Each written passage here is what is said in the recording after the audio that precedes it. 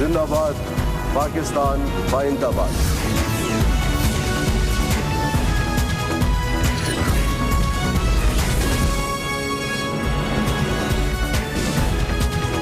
आप देख रहे हैं खबरों, तबसरों और तज्जियात पर मबनी पाकिस्तान का सबसे मोतबर न्यूज शो दुनिया, कामरान खान के साथ।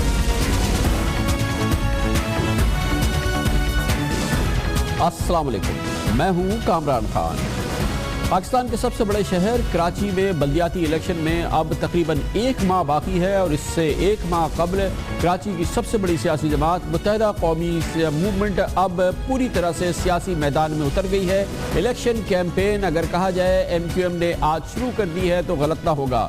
मुत्तहिदा कौमी मूवमेंट ने एक तवील अरसे के बाद फैसला किया है कि वो अपने तमाम सेक्टर, यूनिट और जो मुंसलिका ऑफिस है उनको खोल दे और आज इस सिलसिले में ये भी कहा गया कि मुत्तहिदा कौमी मूवमेंट के ये तमाम दफातर पूरे कराची में उसके इलेक्शन ऑफिस की हैसियत से काम करेंगे।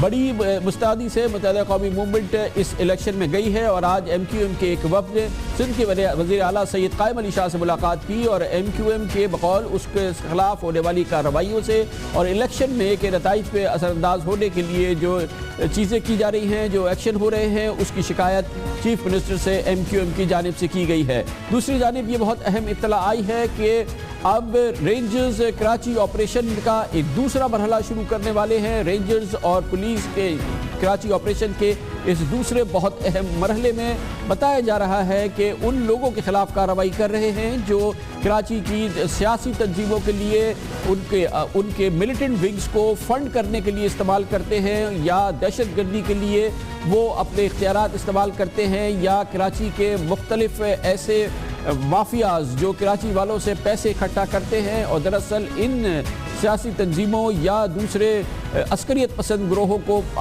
असलहा या पैसे फराहम करते हैं, उनके खिलाफ अब कार्रवाई होने वाली है और इस सिलसिले में बहुत जल्द एक्शन देखने में आएगा।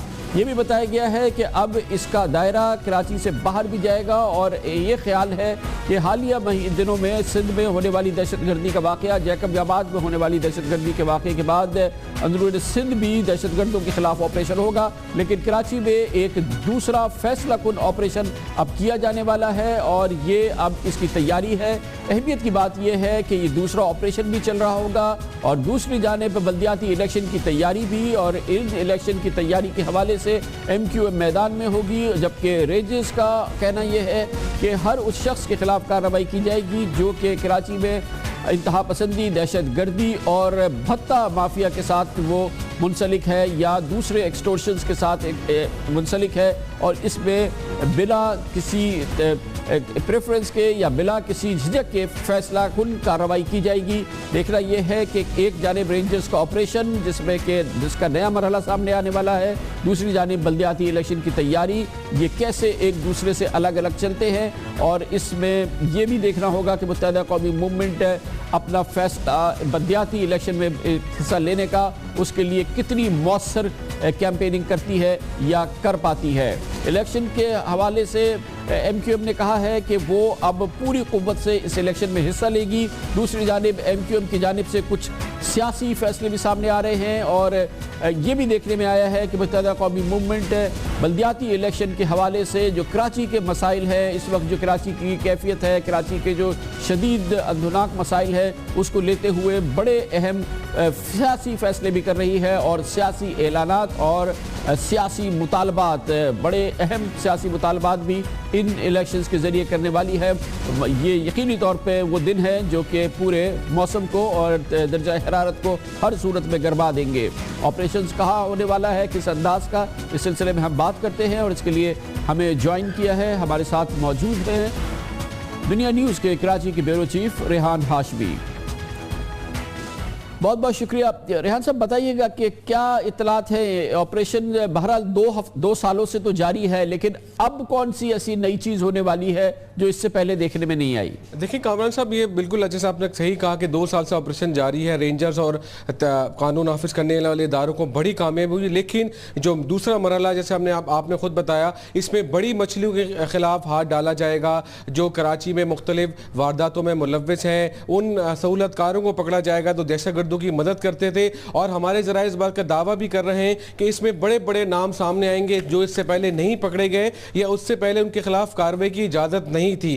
ہمارے ذرائع کا یہ بھی کہنا ہے کہ وفاقی حکومت سے باقاعدہ اجازت حاصل کر لی گئی ہے، وہ تمام شواہد بھی وفاقی حکومت کے مختلف اداروں کو فراہم کیے گئے۔ کراچی میں بلدیاتی انتخابات سے قبل ایک آپریشن نہایت ضروری قرار دیا گیا ہے، اور اس کے نتیجے میں آپریشن جلد شروع ہونے کا بھی امکان ہے۔ اس میں آپریشن میں سب سے اہم بات ہے کہ دہشت گردوں سہولت کاروں کو جو فائنینشیل سپورٹ کرتے تھے، جو مختلف طریقوں سے جیسے ٹینکر مافیا ہو، زمینوں پہ قبضہ ہو، یا دیگر جو کراچی میں پیسہ حصول کرتے تھے غیر قانونی طور پر، اس کے عوض جو دہشت گردوں کی معاملت کرتے ہیں ان کے خلاف بھرپور کارروائی ہوگی۔ مطلب یہ کہ اس میں دو مافیاز جو ہے وہ سب سے زیادہ ان کی شناخت ہے، ایک تو کراچی کی واٹر مافیا، ہائیڈرنٹ مافیا یا ٹینکر مافیا جو کراچی والوں کا پانی چرا کے لوٹ کے کراچی والوں کو بیچتی ہے، اربوں روپے کا مہینے کا یہ کاروبار ہے، اور دوسری جانب کراچی میں زمینوں کے قبضے، چائنا کٹنگ اور اس حوالے سے جو اربوں روپے کے معاملات میں جو مافیاز ملوث ہیں، یہ دو بڑے گروہ ہیں جن کے خلاف آپ سمجھتے ہیں کہ یہ آپریشن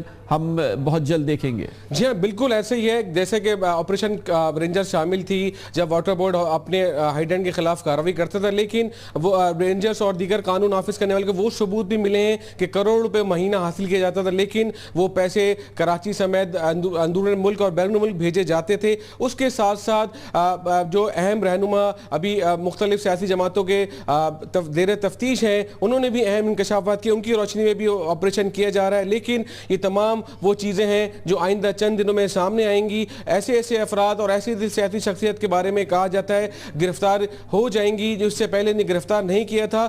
وہ تمام شواہد قانون نافذ کرنے والے اداروں نے حاصل کر لی ہیں، جس کی مدد سے آپریشن بھرپور آپریشن شروع کریں گے، اور اس کا دائرہ کراچی سے بڑھتا ہوا اندرون سندھ، جیکب آباد، شکارپور اور دیگر مقامات پہ جائے گا، اور ہمارے ذرائع یہ دعویٰ کرتے ہیں کہ بلدیاتی انتخابات سے قبل یہ آپریشن کو مکمل کر لیا جائے گا۔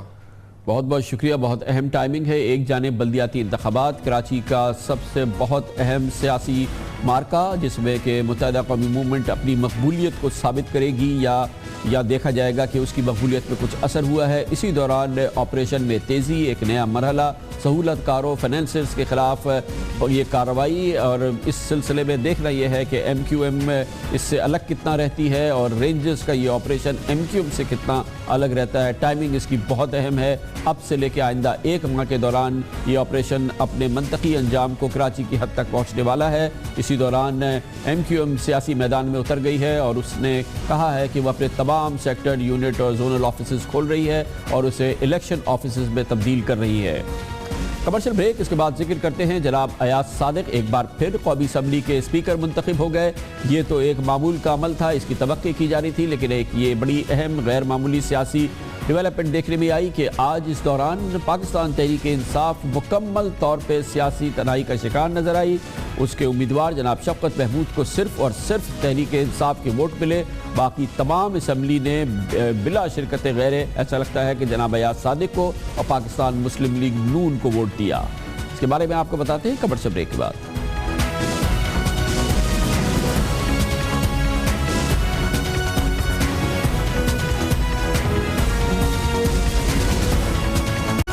Welcome back. پاکستان تحریک انصاف کے لیے آج سیاسی ڈپریشن کا دن کہا جا سکتا ہے۔ ایک بار پھر ایک سیاسی ماحول ایسا ہے جو کہ پاکستان تحریک انصاف کے لیے قطعی طور پہ حوصلہ افزا نہیں ہے۔ آج مسلم لیگ نون کے جناب سردار ایاز صادق ایک بار پھر NO 122 کے ضمنی الیکشن جیتنے کے بعد قومی اسمبلی کے اسپیکر کا انتخاب بہت بھاری اکثریت سے جیت گئے ہیں، اور اسی دوران دیکھنے میں آیا کہ اسی قومی اسمبلی میں پارلیمنٹ میں تحریک انصاف تنہا ہو گئی۔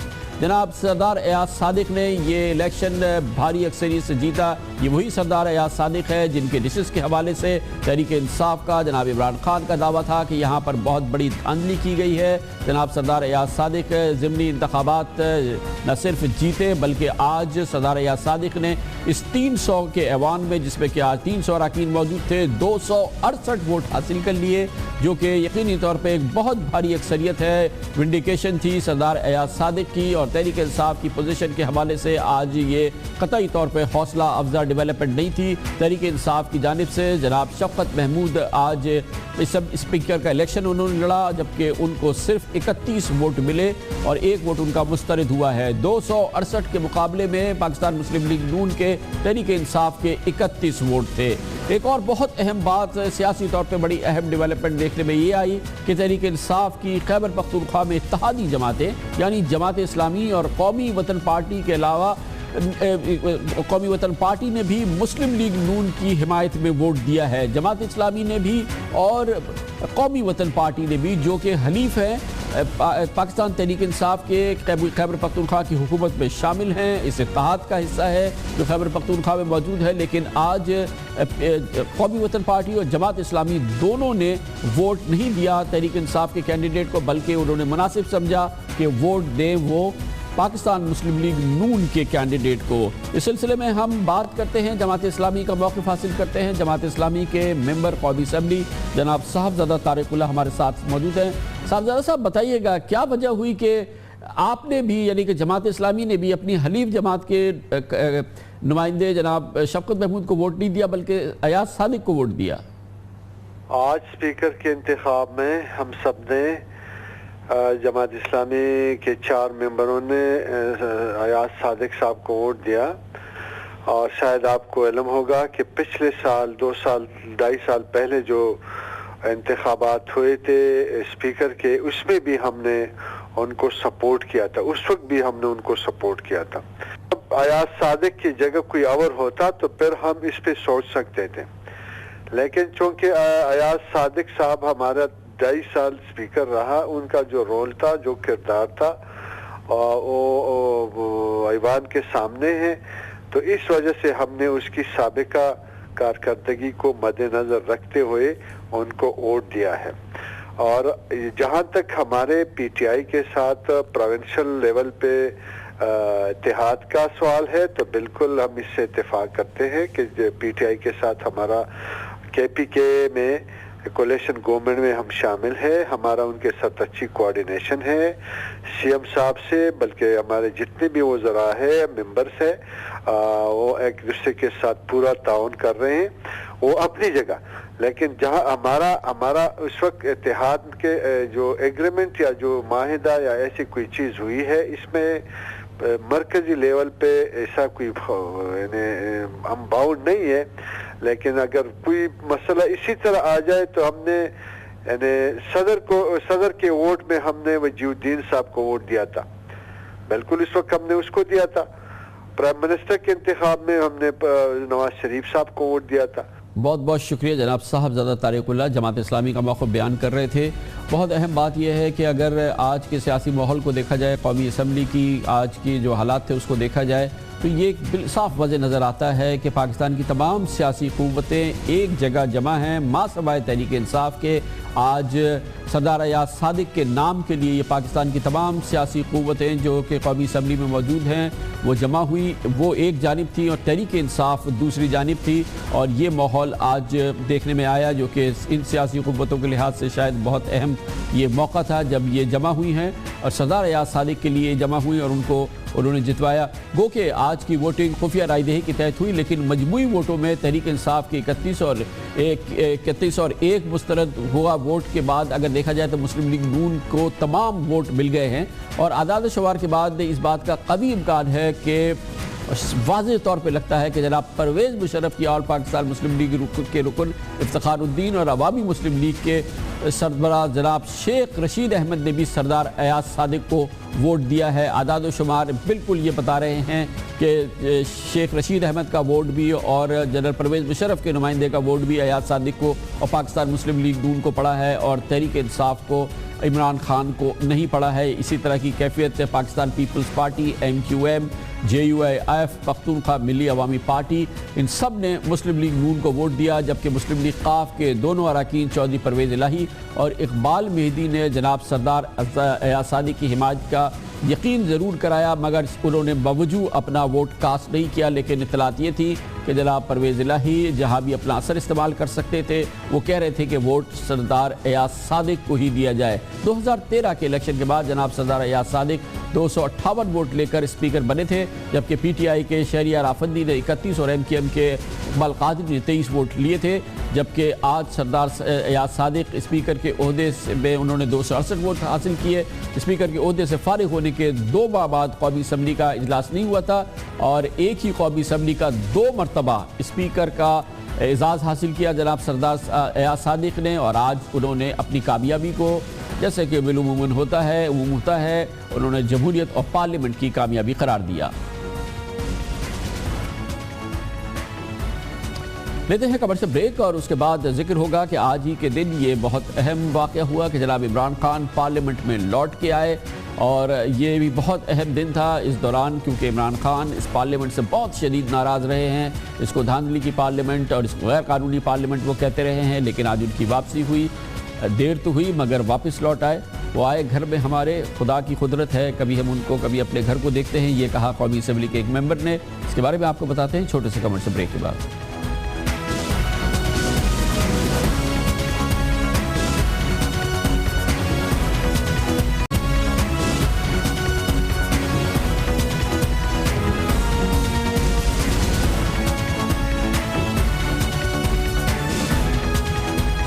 Welcome back.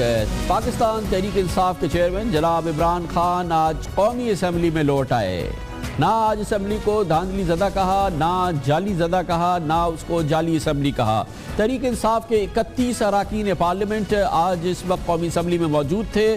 انہوں نے نہ سیاہ پٹیاں باندھی ہوئی تھی اور نہ ہی انہوں نے اسمبلی کے بارے میں یہ نعرے لگائے کہ یہ دھاندلی والی اسمبلی ہے، نہ کوئی احتجاج کیا اور نہ ہی اس اسپیکر کو اسٹے آرڈر والا اسپیکر قرار دیا۔ ماحول پورا بدلا ہوا تھا، تبدیل شدہ ماحول تھا، اور اسی وجہ سے ہم کہہ سکتے ہیں کہ تحریک انصاف کے سربراہ اراکین نے پارلیمنٹ کی آج آئینی حیثیت کو تسلیم کر لیا۔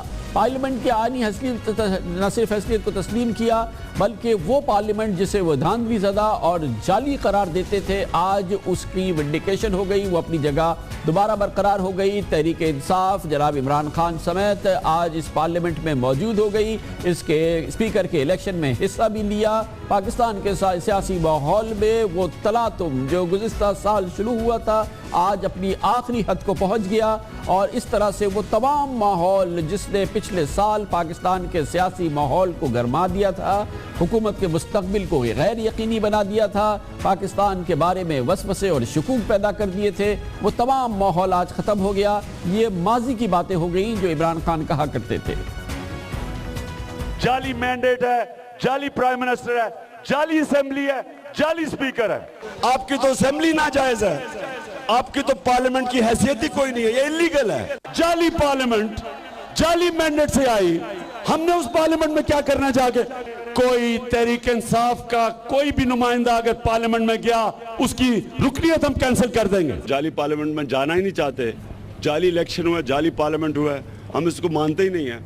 ہوتا ہے عمران خان صاحب کے ساتھ تو اکثر ہوتا ہے۔ بہرحال یہ پورا ماحول ختم ہو گیا، یہ اچھی بات ہے۔ قومی اسمبلی کے تیسرے سال کا آج 222واں اجلاس تھا، جبکہ عمران خان نے کل 14 اجلاس میں شرکت کی، یعنی 222 دنوں میں 208 دن جناب عمران خان غیر حاضر رہے، اور حاضری کا تناسب بمشکل 6% تھا۔ آئین کے آرٹیکل 64 شق 2 کے مطابق کسی رکن کی رکنیت خارج کر دی جائے گی اگر وہ ایوان کی اجازت کے بغیر اجلاس سے مسلسل 40 روز غیر حاضر رہے۔ لیکن عمران خان صاحب خوش قسمت ہے یا پھر ایوان تحریک انصاف پر بہت مہربان ہے۔ موجودہ قومی اسمبلی کے پہلے پارلیمانی سال کے 99ویں اجلاس میں جناب عمران خان نے 11 بار ایوان میں تشریف لائے، جبکہ عمران خان دوسرے پارلیمانی سال کے 93ویں اجلاس میں 2 بار ایوان میں تشریف لائے، اور تیسرے پارلیمانی سال کے اب تک 30 اجلاس میں جناب عمران خان آج پہلی مرتبہ ایوان میں آئے اور انہوں نے قومی اسمبلی کے اجلاس میں شرکت کی۔ ذرائع کے مطابق تحریک انصاف کے 126 روزہ دھرنے کے باوجود عمران خان صاحب اور قومی اسمبلی کے دوسرے اراکین ان کی تنخواہیں جاری ہوتی رہی ہیں۔ جناب عمران خان اسے وصول کرتے رہے ہیں، نہیں وصول کرتے رہے ہیں، اس کے بارے میں ہمارے پاس کوئی بہت مستند معلومات نہیں ہے۔ لیتے ہیں کمرشل بریک اور اس کے بعد ذکر کریں گے ایک بہت اہم موضوع۔ پاکستان نے اربوں روپے خرچ کیے ہیں اس منصوبے پر۔ اب یہ کہا جا رہا ہے کہ دوسرے بین الاقوامی شہروں میں یہی منصوبہ بہت ہی ارزاں قیمت پہ بنا ہے۔ ہم نے کئی گنا زیادہ پیسے اس میں گوا دیے ہیں۔ صحیح یا غلط اس کا فیصلہ آپ کریے گا۔ ایک چھوٹے سے کمرشل بریک اور نیوز ہیڈ لائنز کے بعد۔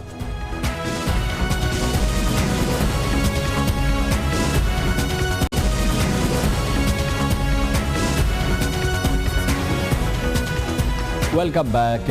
سابقہ حکومت جو پنجاب میں حکومت تھی اور موجودہ حکومت جو کہ سینٹر میں حکومت ہے، یہ ایک ہی حکومت ہے۔ اس کا سب سے بڑا شاہکار منصوبہ پنجاب کے شہر لاہور میں ماس ٹرانزٹ کا پروگرام ہے، جس کے ذریعے میٹرو بس چلائی گئی۔ پہلے لاہور میں اس منصوبے کا آغاز ہوا، اس کے بعد اب راولپنڈی میں یہ منصوبہ چل رہا ہے، اگلے مرحلے میں ملتان میں، اور اسی دوران لاہور میں اورنج میٹرو ٹرین کا منصوبہ بھی شروع کیا جا رہا ہے۔ یہ بہت شاہکار منصوبہ ہے۔ اس کے ذریعے کہا یہ گیا ہے کہ اس کے ذریعے لاہور میں اور اب راولپنڈی میں ٹرانسپورٹ کے مسائل کو حل کرنے کی کوشش کی گئی ہے۔ اس منصوبے کے حوالے سے باتیں مختلف حوالے سے سیاستدان کرتے رہے ہیں، لیکن اب مستند اعداد و شمار سامنے آ رہے ہیں، مستند شواہد سامنے آ رہے ہیں کہ دراصل لاہور میں بننے والا میٹرو منصوبہ اور راولپنڈی میں بننے والا میٹرو منصوبہ، پاکستان کے یہ دو بڑے منصوبے دنیا میں ہم پلہ جہاں یہ منصوبے بنائے گئے ہیں بڑے بڑے شہروں میں، بین الاقوامی شہروں میں، وہاں پر اس کی لاگت ہم سے کہیں کم بلکہ کئی گنا کم ہوئی ہے۔ ہم نے کئی گنا پیسے زیادہ خرچ کیے ہیں، ہمارے اخراجات کئی گنا زیادہ ہوئے ہیں۔ اس وقت یہ کہنا مناسب نہیں ہوگا کہ یہ تمام کے تمام کرپشن کے شکار ہو گئے ہیں یا اس معاملے میں کچھ اور چیز ہوئی ہے، لیکن بہرحال یہ سودا ہمیں مہنگا پڑا ہے۔ فی الحال جو اعداد و شمار، جو حقائق سامنے آ رہے ہیں وہ اس جانب گواہی دے رہے ہیں، اور یہ ایک یقینی طور پہ ایک سنگین اور بہت ہی سیریس ڈیولپمنٹ ہے جس کی پوچھ گاچھ ہونی بہت ضروری ہے۔ لاہور میں پنجاب حکومت کے تحت فروری 2013 میں مکمل ہونے والے لاہور میٹرو کا منصوبہ 27 کلومیٹر طویل ہے، جس میں اٹھا ہوا یعنی کہ ایلیویٹڈ پورشن، جو پل والا پورشن ہے، وہ 8.5 کلومیٹر محیط ہے۔ 86 بسوں پر مشتمل لاہور میٹرو منصوبے کی کل لاگت 29 ارب 80 کروڑ روپے ہے۔ یہ تو ہیں بہت بنیادی حقائق لاہور کے منصوبے کے حوالے سے۔ کیوں ہم کہہ رہے ہیں کہ یہ بہت مہنگا منصوبہ ہے؟ اس کے لیے ہمیں لاہور سے بہت زیادہ دور نہیں بلکہ چند درجن کلومیٹر لاہور کے قریب بھارت کے شہر امرتسر جانا ہوگا۔ اس کے برعکس یعنی کہ لاہور کے منصوبے کے برعکس پڑوسی ملک کے شہر امرتسر، جو کہ لاہور سے صرف 50 کلومیٹر فاصلے پر ہے، وہاں اسی نوعیت کے منصوبے کی لاگت لاہور کے مقابلے میں تقریباً 3 گنا کم ہے۔ امرتسر میٹرو منصوبے کی لاگت پاکستانی روپوں میں 9 ارب 26 کروڑ روپے ہے، حالانکہ اس کی لمبائی لاہور سے تقریباً 4 کلومیٹر زیادہ یعنی کہ 31 کلومیٹر ہے۔ لاہور کے منصوبے کی جیسے کہ ہم نے آپ کو بتایا لمبائی 27 کلومیٹر ہے، مگر قیمت 3 گنا زیادہ۔ امرتسر میٹرو منصوبے میں ایلیویٹڈ پورشن یعنی کہ اٹھا ہوا پل والا پورشن، اس کی لمبائی بھی لاہور کے مقابلے میں 3.5 کلومیٹر زیادہ ہے یعنی 12 کلومیٹر ہے، جبکہ امرتسر میں چلنے والی بسوں کی تعداد 78 ہے۔ اس کا مطلب یہ ہوا کہ لاہور میں بننے والے میٹرو بس منصوبے میں فی کلومیٹر لاگت 1 ارب 10 کروڑ روپے ہے، جبکہ لگ بھگ 50 کلومیٹر دور امرتسر میں بننے والے منصوبے کی فی کلومیٹر لاگت صرف 29 کروڑ روپے ہے، یعنی فی کلومیٹر لاگت کے اعتبار سے لاہور میٹرو منصوبہ امرتسر میٹرو سے تقریباً 4 گنا مہنگا ہے۔ ماہرین کے مطابق ایسے کسی بھی منصوبے میں لاگت کا بڑا حصہ سیمنٹ اور سریے کی قیمت پر مشتمل ہوتا ہے، کیونکہ پل بنانے درکار ہوتے ہیں جن پر سب سے زیادہ سرمایہ درکار ہوتا ہے۔ حیرت انگیز بات یہ ہے کہ بھارت میں سیمنٹ اور اسٹیل کی قیمت پاکستان سے زیادہ ہی ہے، اس کے باوجود دونوں منصوبوں کی مجموعی لاگت میں 4 گنا کا فرق کئی سوالات کو جنم ضرور دیتا ہے۔ 2013 میں جب لاہور میں یہ منصوبہ شروع کیا گیا تو فی بوری سیمنٹ کی قیمت 450 تھی، جبکہ بھارت میں ایک بوری سیمنٹ کی قیمت تھی تقریباً 480 پاکستانی روپے۔ اس طرح پاکستان میں اسٹیل کی فی ٹن قیمت تھی 67,000 روپے، جبکہ بھارت میں یہ قیمت تقریباً 69,150 روپے پاکستانی تھی۔ موجودہ حکومت کے دور میں 44 ارب 44 अरब 84 करोड़ रुपए के तखमीने से शुरू होने वाली 32 किलोमीटर तवील रावलपिंडी मेट्रो बस मंसूबे की लागत तो लाहौर से भी कहीं ज्यादा है। अमेरिकन पब्लिक ट्रांसपोर्ट एसोसिएशन जो इस मामले का सबसे मुस्तनद इदारा है, जो कि तमाम दुनिया में इस किस्म के आदाद व शुमार को जमा करता है, रिसर्च करता है, अमेरिकन पब्लिक ट्रांसपोर्ट एसोसिएशन के मुताबिक $20 बिलियन फी किलोमीटर लागत का रावलपिंडी मेट्रो मंसूबा दुनिया का अपनी नौयत का महंगा तरीन मंसूबा है। इन आदाद शुमार के मुताबिक अगर फी किलोमीटर लागत का मवाजना किया जाए तो भारत में अहमदाबाद मेट्रो बस मंसूबे की फी किलोमीटर लागत 30 करोड़ रुपए थी। चीन के दालियान मेट्रो बस मंसूबे की फी किलोमीटर लागत 45 करोड़ रुपए। चीन ही में गुंजू मेट्रो बस फी किलोमीटर की लागत 65 करोड़ रुपए। टर्की के शहर इस्तांबुल में मेट्रो बस मंसूबे की फी किलोमीटर लागत 1 अरब रुपए। लाहौर मेट्रो बस की फी किलोमीटर लागत बनती है 1 अरब 10 करोड़ रुपए। रावलपिंडी मेट्रो की लागत लाहौर से दुगनी और अहमदाबाद और मेट्रो से तकरीबन 6 गुना ज्यादा यानी 2 अरब रुपए है। अगर मौजूदा हुकूमत के लाहौर के लिए बनाए गए ऑरेंज लाइन ट्रेन मंसूबे की बात की जाए तो इतलात के मुताबिक इस मंसूबे की लागत आगाज से कबल ही 10% बढ़ चुकी है। ऑरेंज लाइन ट्रेन मंसूबे की असल लागत तकरीबन 150 अरब रुपए मंजूर की गई थी, ताहम अब यह कहा गया है कि अब इसमें 15 अरब रुपए का मजीद इजाफा चाहते हैं हुकाम की हो जाए। अब ऑरेंज लाइन ट्रेन मंसूबे की कुल लागत तकरीबन 165 अरब रुपए तक पहुंचने वाली है और इस दावे की वजह से चीन के एग्जिम बैंक की जानिब से कर्जे की मंजूरी का इस मंसूबे को मुश्किलात का सामना है।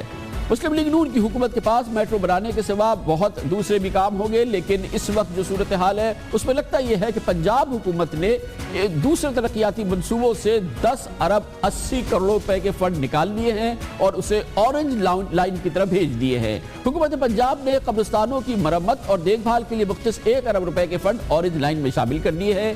मुख्तलिफ अजला के लिए मुख्तस डिस्ट्रिक्ट डेवलपमेंट प्रोग्राम के 1.5 अरब रुपए, किसानों के मॉडर्नाइजेशन के लिए मुख्तस 1 अरब 40 करोड़ रुपए और हेल्थ वाटर प्रोजेक्ट के 2 अरब रुपए और हेल्थ इंश्योरेंस कार्ड के लिए मुख्तस 1 अरब रुपए भी ऑरेंज लाइन की तरफ भेज दिए गए हैं।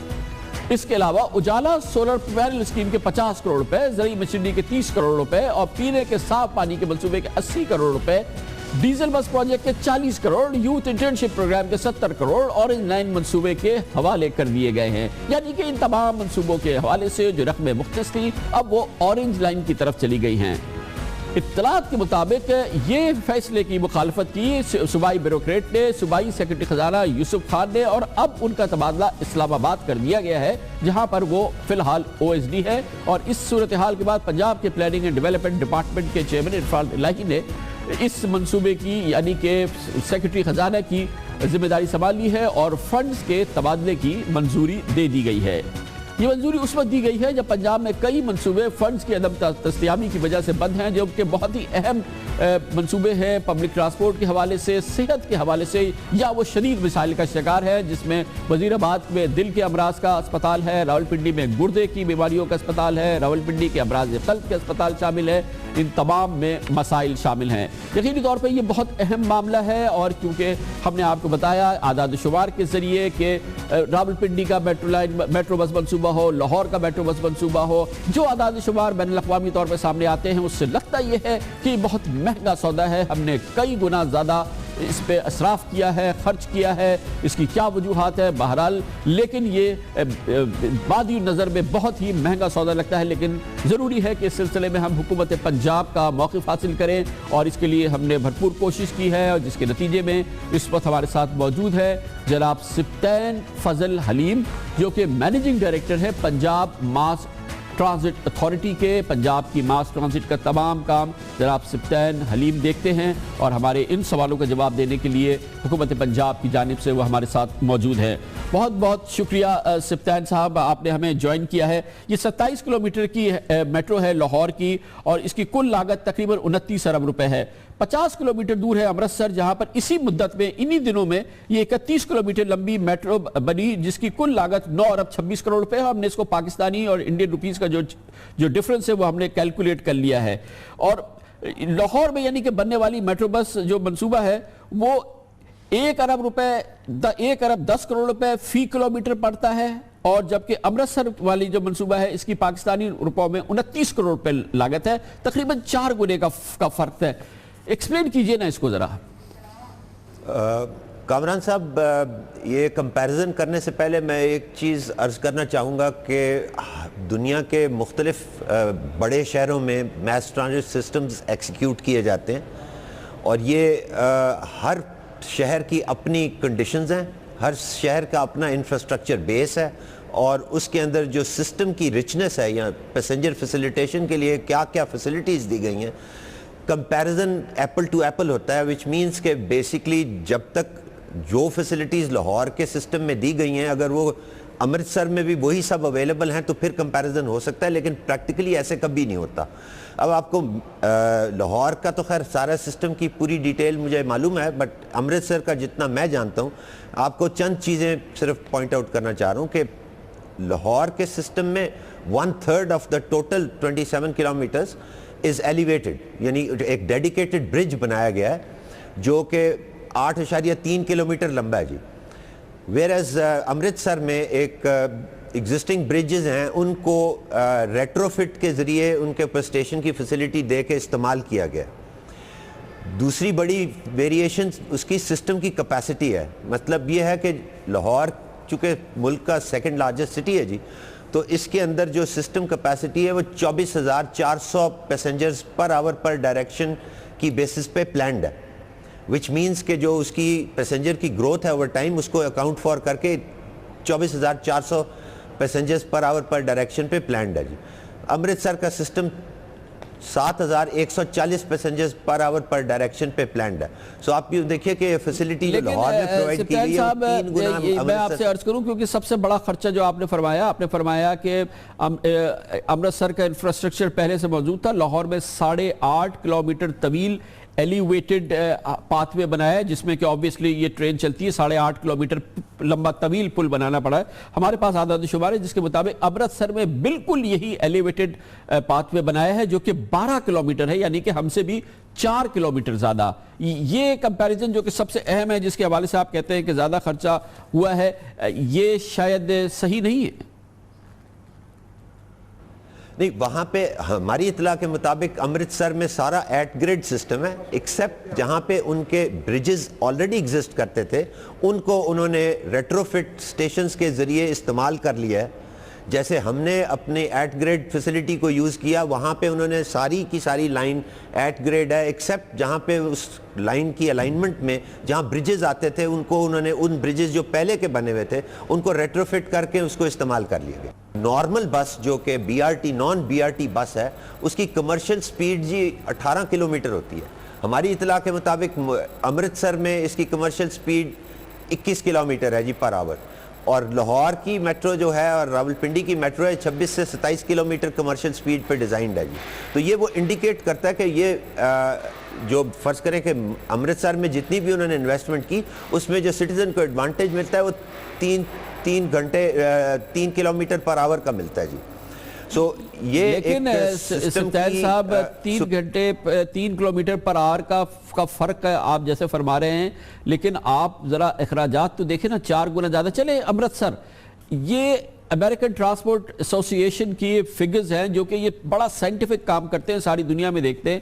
ہم صرف امرتسر سے مہنگے نہیں ہیں, ہم دنیا کے درجنوں شہروں سے جس کا ایگزیکٹ ہمارے پاس ڈیمنشنز موجود ہیں, اس کی ساری وہ موجود ہے, ہمارا لاہور اور راولپنڈی ان سے ہر ایک سے کئی گنا زیادہ مہنگا ہے. اس کو آپ کیسے ایکسپلین کریں گے؟ خان صاحب میں پھر ایک آپ کی توجہ اس امپورٹنٹ پوائنٹ کی طرف مبذول کرواؤں گا کہ آپ یہ دیکھیے کہ ہر شہر دنیا کا جو ہے وہ ڈیفرنٹلی پلانڈ ہے, اس کا انفراسٹرکچر ایگزیکٹلی سملر نہیں ہے ٹو لاہور جی.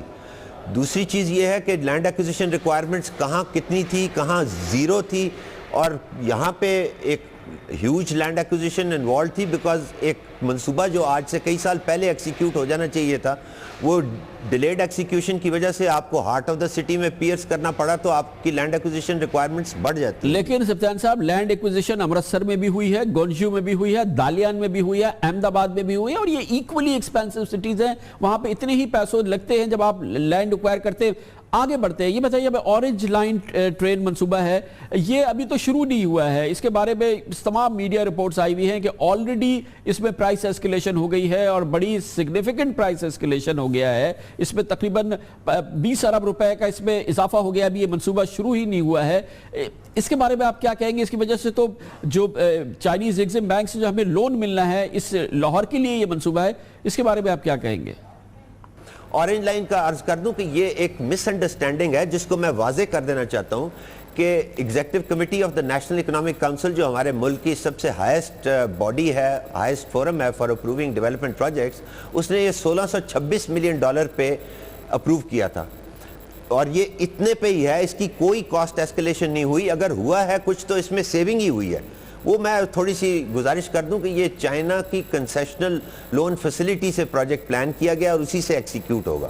اور میں یہ بھی آپ کو یہاں بتانا چاہتا ہوں کہ چائنیز گورنمنٹ نے اس منصوبے پہ پاکستان گورنمنٹ کی اور ہم لوگوں کی اتنی سپورٹ کی ہے کہ ہم ان کے جتنے بھی شکر گزار ہوں اتنا ہی کم ہے. فار انسٹنس آپ کو ایک مثال کے طور پہ بتاتا ہوں کہ بائیلیٹرل اسسٹنس جو ہے جی چائنا کے ساتھ وہ ٹائڈ ہوتی ہے.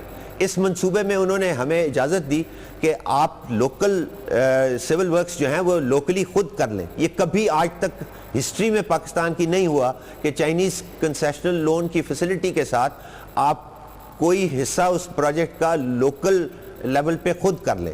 یہ صرف یہ کرنے سے $400-500 ملین تو ہم نے وہیں سیو کر دیا. بہت بہت شکریہ جناب Sibtain Fazal Haleem, managing director Punjab mass transit authority, ہمارے ساتھ تھے. ہمارا کہنا یہ تھا, اعداد و شمار ہم نے پیش کیے ہیں, امریکن پبلک ٹرانسپورٹ ایسوسی ایشن کے اعداد و شمار پیش کیے ہیں. لاہور کا میٹرو منصوبہ, راولپنڈی کا میٹرو منصوبہ, ان کمپیریبل سٹیز کے اندر بالکل اسی قسم کے منصوبے, اسی قسم کے انفراسٹرکچر کے ساتھ اس سے کہیں زیادہ سستے بنائے گئے ہیں.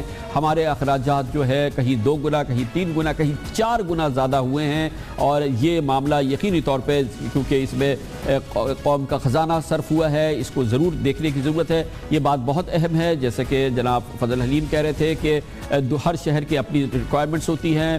جناب فضل حلیم نے حکومت پنجاب کا اس سلسلے میں موقع بھی پیش کیا ہے جو کہ ہم نے آپ کے سامنے پیش کیا ہے. لیکن بہرحال یہ سوالات ہیں جو اس پورے معاملے سے جنم لیتے ہیں. لاہور میں بہرحال ایک پبلک ٹرانسپورٹ ابھی چل چکا ہے, راولپنڈی میں چل رہا ہے, لیکن پاکستان کے سب سے بڑے شہر کراچی میں لوگ بسوں کی چھتوں پہ چلتے ہیں.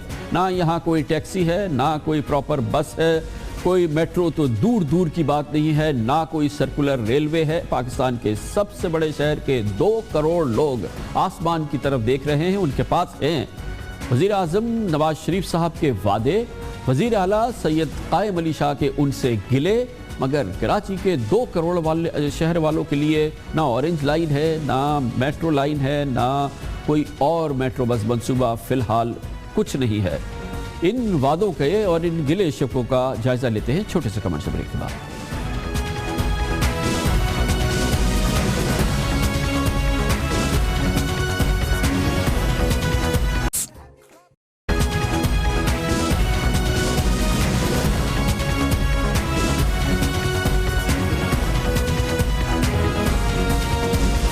Welcome back. وقفے سے قبل ہم نے آپ کو تفصیل سے بتایا پبلک ٹرانسپورٹ کے منصوبے, یعنی کہ لاہور میٹرو منصوبہ, راولپنڈی میٹرو منصوبہ, اور اب لاہور کے لیے اورنج میٹرو ٹرین منصوبہ, ملتان کے لیے میٹرو منصوبہ. اس 2 منصوبے مکمل ہو چکے ہیں لاہور اور راولپنڈی کا.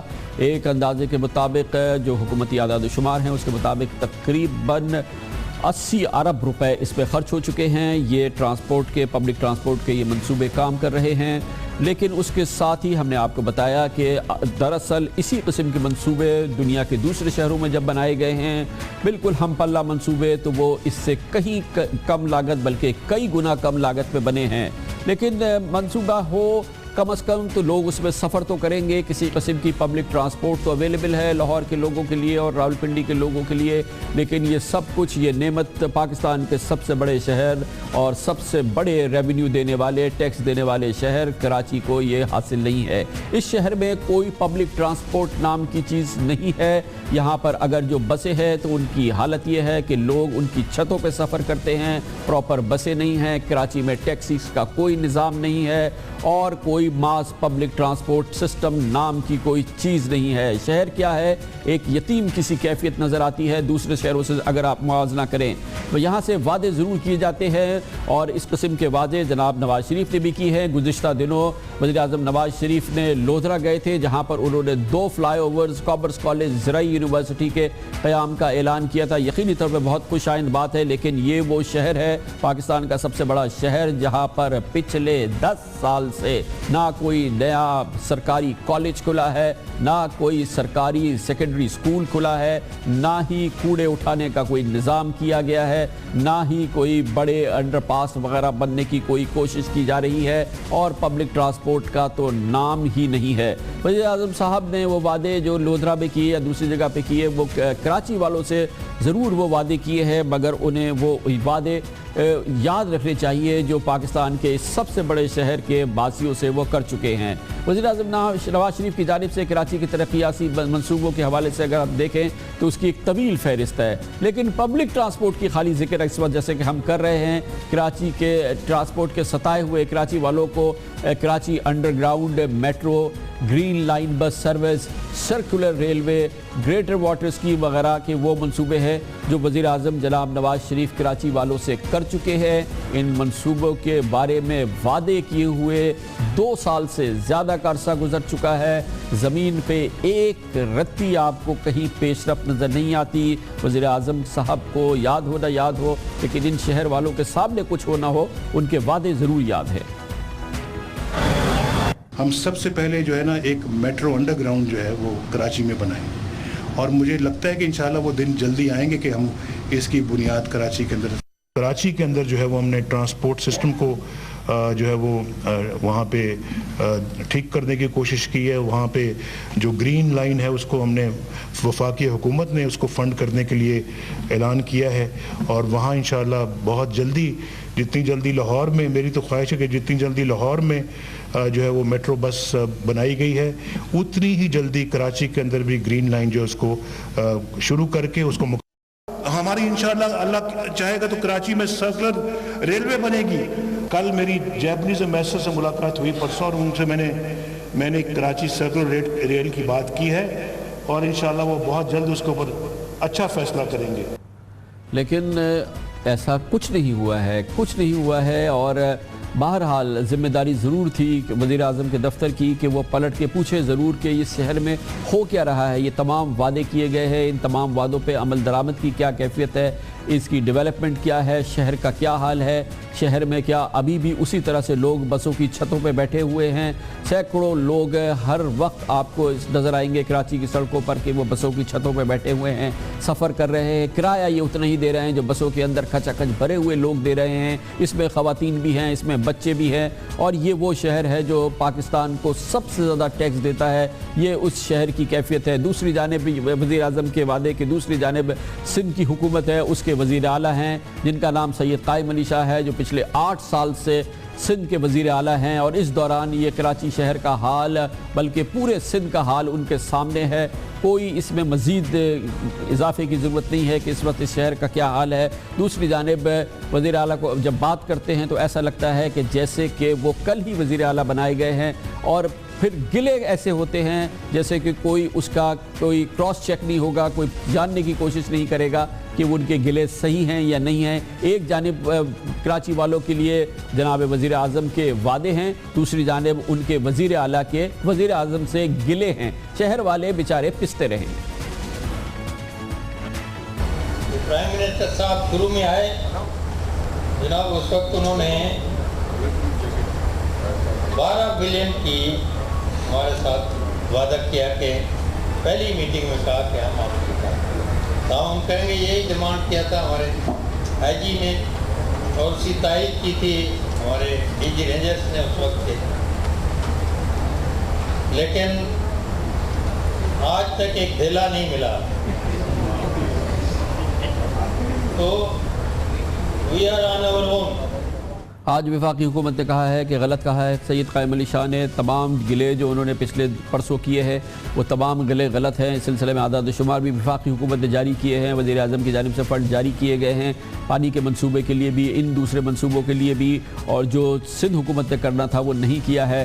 کراچی والوں کو نہیں پتا کہ کس نے کیا نہیں کیا, کس نے وعدہ کیا, کس نے پورا نہیں کیا, کس نے گلے کیے اور ان گلوں کی حقیقت کیا ہے.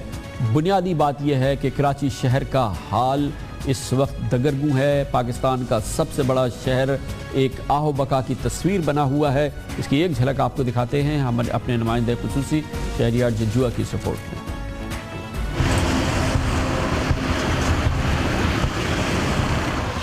گنجان آباد بستیاں, وسائل کی کمی, آئے دن کے مظاہرے اور اسٹریٹ کرائمز کا ناسور. یہ ہے روشنیوں کا شہر کراچی.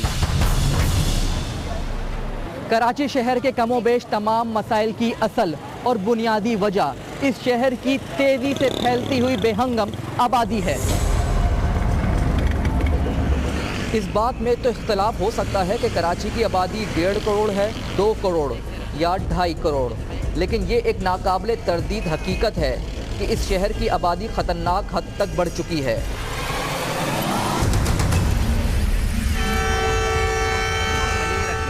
ایک اندازے کے مطابق ملک بھر سے ہر ماہ لگ بھگ 30,000 لوگ روزگار کی تلاش میں یہاں چلے آتے ہیں.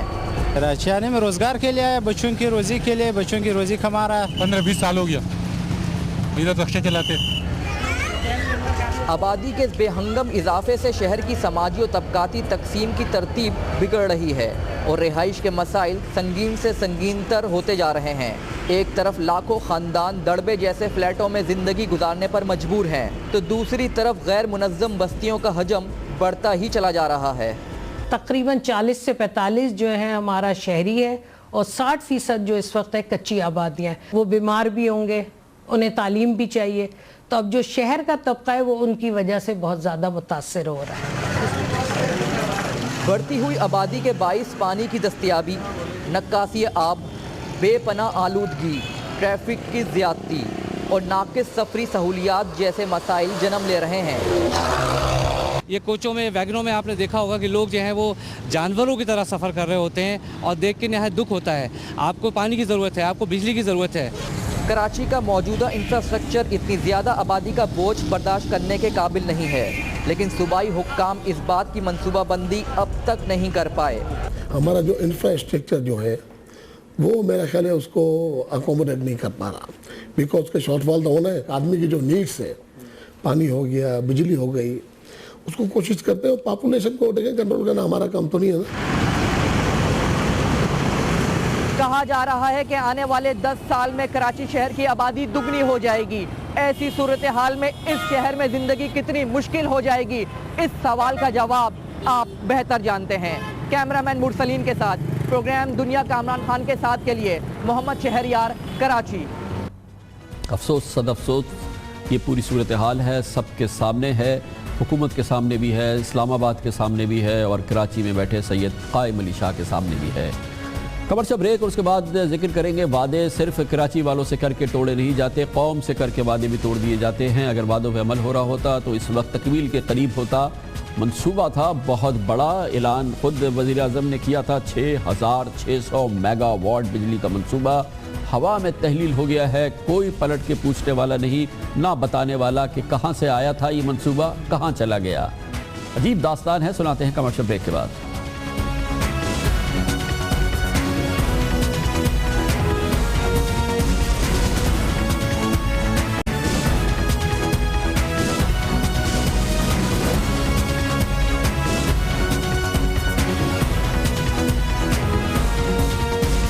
Welcome back. قوم بجا طور پر امید رکھتی ہے, اسے خیال ہوتا ہے کہ اس کے رہنما اپنی بات کا پاس کریں گے, اپنے وعدوں کا خیال کریں گے اور اپنی کہی ہوئی باتوں کو بھولیں گے نہیں. ख़ास तौर पे अगर वो सरकारी रहनुमा हो, हुकूमती पोजीशंस पर हों, तो उनसे ये तवक्कुआत ज़्यादा बढ़ जाती हैं।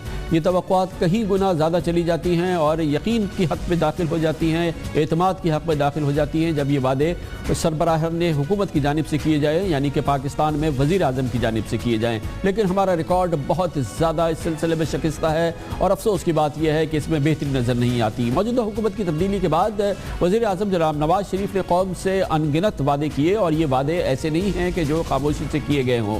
इसके लिए बाकायदा बड़ी बड़ी तकरीबात का इनेकाद किया गया। ये बराह रास्त टेलीविजन पर दिखाई गई और इसमें जनाब वज़ीर आज़म कौम से मुखातिब हुए।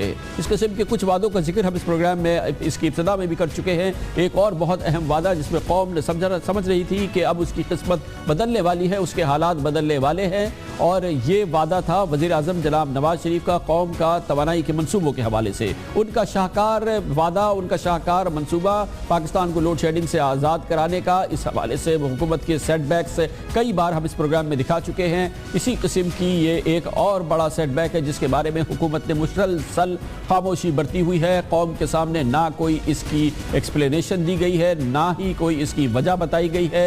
ये था वज़ीर आज़म जनाब नवाज शरीफ का कौम से 27 माह कबल किया जाने वाला वादा, जिसके नतीजे में बलूचिस्तान के साहिली इलाके गिडानी में कराची से ज़्यादा दूर नहीं 6600 मेगावाट बिजली बनाने वाले, कोयले से चलने वाले कारखाने बनाने थे। और अगर ये उस वक्त ये वादे पे अमल शुरू हो जाता तो ये मंसूबा तकरीबन 3/4 मुकम्मल होता, लेकिन 3/4 तो क्या, ये 1% भी आगे नहीं बढ़ा है और जनाब वज़ीर आज़म के वादे की सिर्फ गूंज ही रह गई है। बड़ा मंसूबा है, अरबों डॉलर का मंसूबा है और गडानी में इंशाल्लाह लगाने का फैसला किया है। और ये फिर वो है जो कि कोल फायर्ड होगा।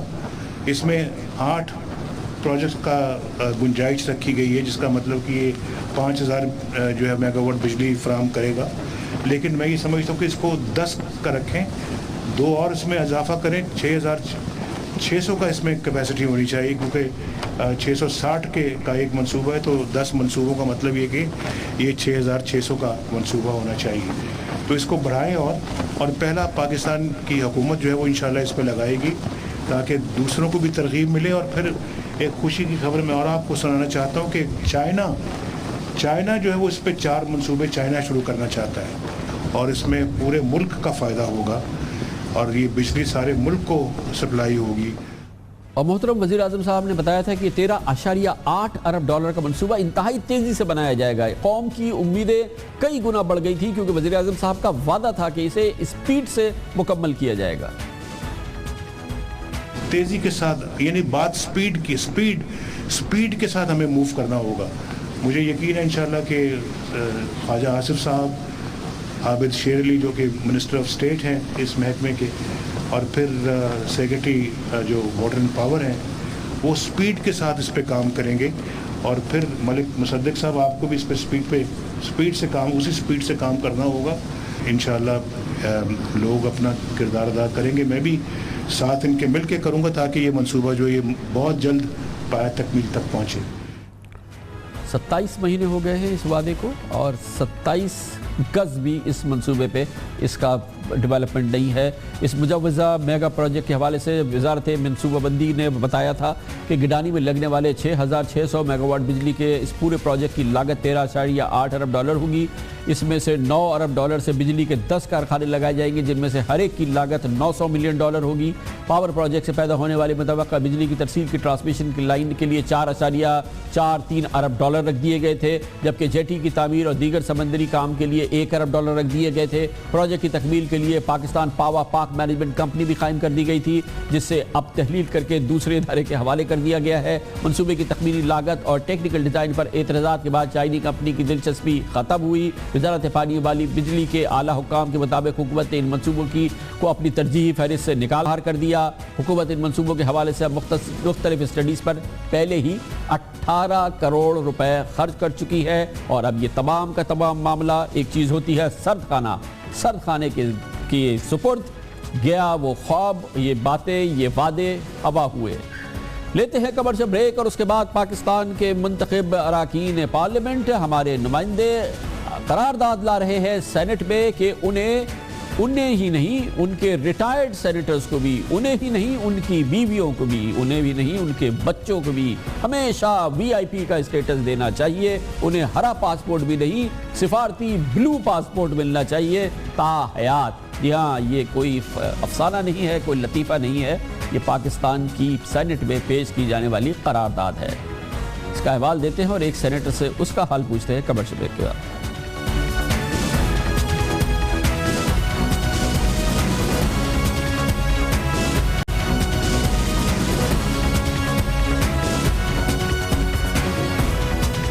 عقل ششدر رہ جاتی ہے، مگر ہوتا ہے، اسی پاکستان میں ہوتا ہے. وہ لوگ جو اپنے آپ کو عوام کے نمائندے کہتے ہیں، جنہیں ہم اپنے ووٹوں سے پارلیمنٹ میں بھیجتے ہیں اور جن کی تنخواہیں اور ان کی مراعات ہم اپنے ٹیکسوں سے ادا کرتے ہیں، اب انہوں نے قرارداد پیش کی ہے سینٹ میں. 7 سینیٹرز نے، انہوں نے کہا ہے کہ انہیں ہی نہیں بلکہ ان کے ریٹائر ہونے والے سینیٹرز کو، بلکہ انہیں بھی نہیں ان کی بیویوں کو اور ان کے بچوں کو ہمیشہ وی آئی پی اسٹیٹس دیا جائے تا حیات. یہ اسٹیٹس برقرار رہنا چاہیے اور اسی دوران انہیں سرکاری پاسپورٹ بھی دیے جائے، بلو پاسپورٹ بھی دیے جائے، تاکہ ان کی مراعات ایک دوسرے طبقے کی طرح سے وہ سمجھے جائیں اور ان کی ان مراعات کو ہمیشہ دوام بخش دیا جائے. سابق سینیٹرز کے بیوی بچوں کو خصوصی مراعات میں اضافے سمیت بلو پاسپورٹ دینے سے متعلق آج سینٹ میں قرارداد پیش ہونی تھی، لیکن باوجود پیش نہیں ہو سکی. اراکین سینٹ نے مجوزہ قرارداد کی تیاری کے وقت یہ موقف اختیار کیا تھا کہ جب سابق سینیٹرز کے اہل خانہ کے پاس بلو پاسپورٹ نہ ہو تو دوران سفر ان کو غیر ملکی ایئرپورٹس پر گرین پاکستانی پاسپورٹ کی وجہ سے شدید ہزیمت کا سامنا کرنا پڑتا ہے. ان کے اور ان کے بچوں کے ساتھ مختلف رویہ اختیار کیا جاتا ہے، یعنی کہ عام پاکستانیوں کی طرح سے انہیں ٹریٹ کیا جاتا ہے. بلو پاسپورٹ یعنی سرکاری پاسپورٹ کی موجودگی میں جنوبی ایشیا کے سارک ممالک اور وہ ممالک جن کے ساتھ پاکستان کے سفارتی معاہدے ہیں، ان کے دوروں کے دوران ویزے کی بھی ضرورت نہیں رہتی. اس لیے سینیٹرز نے کہا کہ ہمیں ہی نہیں، ہمارے ریٹائرڈ سینیٹرز کو، ان کی بیویوں کو اور ان کے بچوں کو بلو پاسپورٹ دیا جائے. بلو پاسپورٹ کے حامل افراد کو دنیا بھر میں مراعات یافتہ اور سرکاری مہمان کے طور پہ قبول کیا جاتا ہے. بین الاقوامی ایئرپورٹ پر انہیں فاسٹ ٹریک کے ذریعے سفر کی سہولیت میسر ہوتی ہے. پاکستان میں بلو پاسپورٹ کے حامل افراد کو وفاقی گیسٹ ہاؤسز میں رہنے کی رسائی بھی حاصل ہوتی ہے. یہ قرارداد پیش کی جا رہی ہے پیپلز پارٹی کے جناب سلیم مانڈوی والا، فتح محمد حسنی، صفی اللہ بنگش. اس میں تحریک انصاف کے بھی محسن عزیز کا نام ہے. تحریک انصاف یعنی وی آئی پی کلچر کی سب سے بڑی مخالف، مسلم لیگ قاف کے قابل علی آغا، پختون ملی آوائی پارٹی کے عثمان کاکڑ صاحب، بلوچستان نیشنل پارٹی کی نسیمہ احسان، جمعیت علماء اسلام ایف کے مفتی عبدالستار، آزاد رکن سینٹ محسن لغاری کی مشاورت سے یہ قرارداد پیش کی گئی ہے، پیش کی جانی تھی، جو کہ آج باوجود پیش نہیں کی جا سکی ہے. سابق اراکین پارلیمنٹ اور ان کے اہل خانہ کی مراعات کے بڑھانے کے حوالے سے اس قرارداد پر اب تک 6 سیاسی جماعتوں کے 9 سینیٹرز دستخط کر چکے ہیں. تاہم ابھی M Q M Jamaat Islami اور اے این پی کے کسی رکن نے اس پہ قرارداد پر دستخط نہیں کی ہے، نہ ہی مسلم لیگ نواز گروپ یعنی کہ حکمراں جماعت کے کسی رکن پارلیمنٹ نے اس پر دستخط کیے ہیں. اس پر بات کر لیتے ہیں اور اس کے لیے ہمیں جوائن کیا ہے پاکستان پیپلز پارٹی سے تعلق رکھنے والے ممبر سینٹ سابق وزیر خزانہ جناب سینیٹر سلیم مانڈوی والا سے. بہت بہت شکریہ سلیم مانڈوی والا صاحب، آپ ہمارے ووٹوں سے وہاں پہنچے ہیں. آپ تمام لوگ کہتے ہیں کہ آپ تو حاضر سینیٹر ہیں، آپ کے سابق ساتھیوں کو بھی، ان کی بیویوں کو بھی، ان کے بچوں کو بھی ہم وی آئی پی کا مرتبہ دے دیں، ہم آپ کو بلو پاسپورٹ دیں اور یہ تاحیات آپ کا سلسلہ جاری رہنا چاہیے. کیا واقعی ایسا چاہ رہے ہیں آپ لوگ؟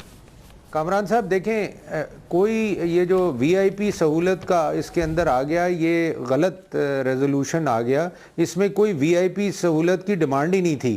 اس ریزولوشن میں صرف ایک ہی ڈیمانڈ تھی کہ جو ریٹائرڈ سینیٹرز ہیں ان کی وائف کو اور بچوں کو آفیشیل پاسپورٹ بھی دیا جائے. وہ اس لیے کہ چاہے بیوروکریٹس ہوں، چاہے ججز ہوں، چاہے جنرلز ہوں، جو بھی ریٹائر ہوتے ہیں ان کو یہ پریولیج آلریڈی اویلیبل ہے اور اس میں کوئی وی آئی پی سٹیٹس کی بات نہیں ہے. This is just a privilege which is rightly should be given to all parliamentarians. تو کیوں جناب پارلیمنٹیرینز، آپ تو کہہ رہے ہیں سابق پارلیمنٹیرینز کو بھی ملنا چاہیے، یہ بیچارے پاکستانی کو کیوں نہیں ملنا چاہیے؟ ایک عام پاکستانی کو کیوں نہیں ملنا چاہیے؟ ایک شریف پاکستانی کو کیوں نہیں ملنا چاہیے؟ پارلیمنٹیرین کو کیوں ملنا چاہیے؟ کیوں پریولیج ملنا چاہیے؟ No, کامران صاحب, it is not a question of paying tax or not paying tax. The question is, every job and every position has a privilege. اور یہ دیکھیں, یہ تو آپ ایسی ایک بات کر رہے ہیں کہ it's not a question of every Pakistani, اور آفیشیل پاسپورٹ کوئی وی آئی پی اسٹیٹس نہیں ہے. آفیشیل پاسپورٹ ایک 17 گریڈ کا آفیسر جو سی ایس ایس کر کے گورنمنٹ کو جوائن کرتا ہے is entitled to that, and that is his privilege of the nature of the job that he is doing. تو اس میں کوئی ایسی بات نہیں ہے جو آپ اس کو ایک وی آئی پی اسٹیٹس کی طور پہ ٹریٹ کیا جا رہا ہے. It is not a VIP status at all. It is only an official passport because you have served. تو پاکستانی بیچارہ تو کیوں نہیں مل سکتا؟ پاکستانی بیچارہ کیوں ہر پاسپورٹ پہ سفر کرے اور آپ کیوں نہ کریں؟ اور آپ کا سابق پارلیمنٹیرین کیوں نہ کرے؟ اس کی بیوی اس کے بچے کیوں نہ کریں؟ یہ کہہ کیا رہے ہیں آپ سلیم صاحب؟ دیکھیں, that is a privilege نا. اگر آپ ایک بات کریں, آپ ایک ایمبیسڈر رہے ہیں, آپ ایک پوزیشن پہ رہے ہیں, آپ ایک جگہ سرو کیا ہے آپ نے, اس ڈپارٹمنٹ کے, اس آرگنائزیشن کے یا اس سیٹ اپ کے کوئی پریولیجز ہیں, تو وہ اس میں کوئی مائنڈ کرنے والی بات نہیں ہے. اس میں کوئی ایسی بات نہیں ہے کہ ایک کامن آدمی کو وہ پریولیج کیوں نہیں دیا جا رہا اور ایک ایکس کو کیوں دیا جا رہا ہے. ارے بھائی کیا کہہ رہے ہیں آپ؟ ایک پاکستانی جو آپ کے 50 پارلیمنٹیرین سے زیادہ ٹیکس دیتا ہے, جس سے آپ کی تنخواہیں دی جاتی ہیں, جس سے آپ کی مراد دی جاتی ہیں, جس سے آپ کو سستا ٹکٹ ملتا ہے, سستا کھانا ملتا ہے, اب آپ کہہ رہے ہیں کہ اس کے ریٹائرڈ کو بھی, اس کی بیوی کو بھی, اس کے بچوں کو بھی یہ پریولیج دیا جائے, اس کو بلو پاسپورٹ دیا جائے. وہ پاکستانی جو آپ 50 سے زیادہ ٹیکس دیتا ہے, وہ اپنے جیب سے ٹیکس دیتا ہے, آپ کی تنخواہیں دیتا ہے, اس کو کیوں نہ دیا جائے؟ یہ پاکستانی کو, ایک عام پاکستانی کو کیوں دیا جائے؟ آپ کیوں, کون سی آپ ایک مافوق الفطرت ایک کیٹیگری ہے کہ آپ کو بلو پاسپورٹ دیا جائے؟ جن لوگوں کو آپ ریپرزینٹ کرتے ہیں ان کو کچھ نہ ملے. دیکھیں, وہ تو دیکھیں, آپ جو بھی آدمی گورنمنٹ کے لیے, سرکار کے لیے کسی کیپیسٹی میں بھی, وہ تو سپریم کورٹ کا جج بھی آپ کے ٹیکس سے تنخواہ لیتا ہے, آرمی چیف بھی آپ کے ٹیکس سے تنخواہ لیتا ہے, چیف سیکٹریز بھی آپ کے ٹیکس سے تنخواہ لیتے ہیں. وہ تو دیکھیں, دیٹ از اندر ڈیبیٹ. اس میں پریولیج کی بات ہے. اب آپ مجھے یہ بتائیں کہ ایک منسٹر ڈپلومیٹک پاسپورٹ کیوں ہولڈ کرے؟ یہ دیکھیں, اگر آرگیومنٹ پہ آپ جائیں, ایک ambassador diplomatic passport, foreign office کا سارا سٹاف ڈپلومیٹک پاسپورٹ پہ ہوتا ہے. سلیم صاحب, وہ سرکاری ملازم ہے, وہ سرکار کا کام کر رہا ہے, وہ ریاست کے کام سے جا رہا ہے, اس کو ڈپلومیٹک پاسپورٹ سرکار دے دیتی ہے, اس کو بلو پاسپورٹ سرکار دے دیتی ہے. ہم بات کر رہے ہیں ریٹائرڈ آدمی کی, ریٹائرڈ سینیٹر کی. اچھا بھئی, ریٹائرڈ سینیٹر بہت ہی ساری زندگی انہوں نے ہماری خدمت کی ہے, تاحیات وہ وی آئی پی رہے, ان کی بیوی کیوں رہے, ان کے بچے کیوں رہے؟ ریٹائرڈ بیوی کے ضرورت بچے کیوں رہے؟ وہ ان کے ساتھ کہاں جا رہے ہوتے ہیں؟ دیکھیں, وہ ایک چیز ہے کہ اگر ایک ڈیپینڈنٹ بچہ ہے, ایڈلٹ بچوں کی بات نہیں ہو رہی, ایک ڈیپینڈنٹ بچہ ہے, وہ آپ کے ساتھ اگر ٹریول کر رہا ہے یا سم تھنگ لائک دیٹ, تو ہی از اکمپننگ یو, تو ہی از کیرنگ دیٹ. تو اس میں کوئی ایسی بات نہیں ہے کہ اس میں کوئی فائنینشیل کوئی بینیفٹ دیا جا رہا ہے یا کوئی ایسا پریولیج دیا جا رہا ہے which is out of the ordinary or which is not being given to other people of the different organizations.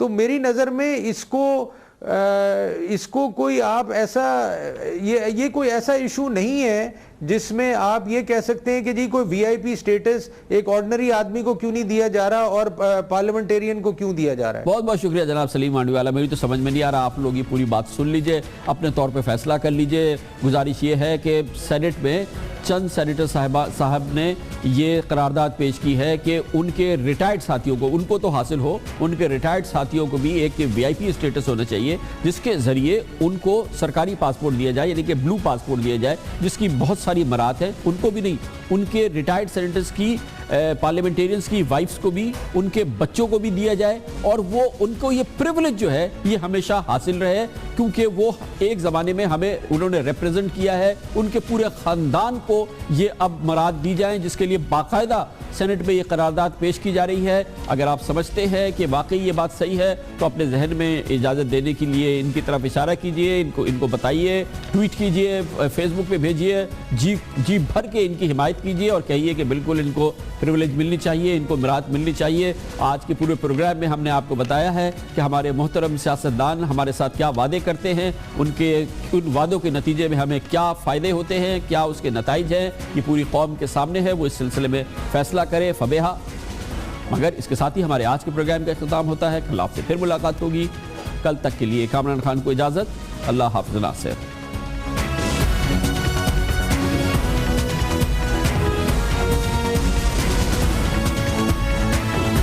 Q Mobile i6i 5.1 Android Lollipop quad-core processor.